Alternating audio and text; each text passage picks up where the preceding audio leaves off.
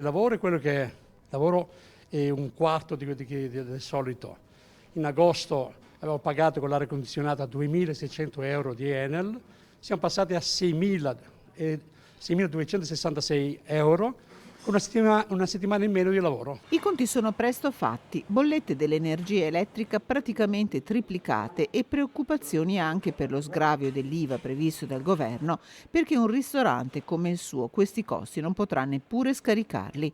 È noto il nome dello Zairo, il ristorante affacciato su Prato della Valle in città.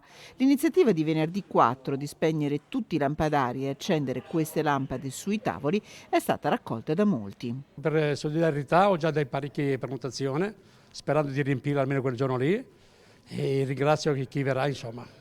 Ecco, fare una cena a lume di candela potrebbe essere anche una bella iniziativa. Certo, dovremmo aspettare il 14 di febbraio, intanto anticipiamo per il consumo, per non avere tanto consumo di Enel. In ferie i dipendenti si tiene duro grazie ai 7 soci. La sala ristorante è chiusa, al massimo si fanno 30-40 coperti al giorno, con un record negativo di 24 la scorsa settimana. Fino ad aprile c'erano ancora ulteriori aumenti. Non so, da essere chiuso almeno 4-5 giorni a settimana, lavorare solo il weekend per cercare di contenere i costi. Da più di 40 anni ristoratore a Padova, da 34 anni proprio qui. Il futuro è triste per Francesco Filimbeni. La vedo triste perché con i costi dell'Enel sono aumentati il pane, la pasta, è aumentato tutto, sta aumentando. Non so come faranno le famiglie ad andare avanti, questo non lo so.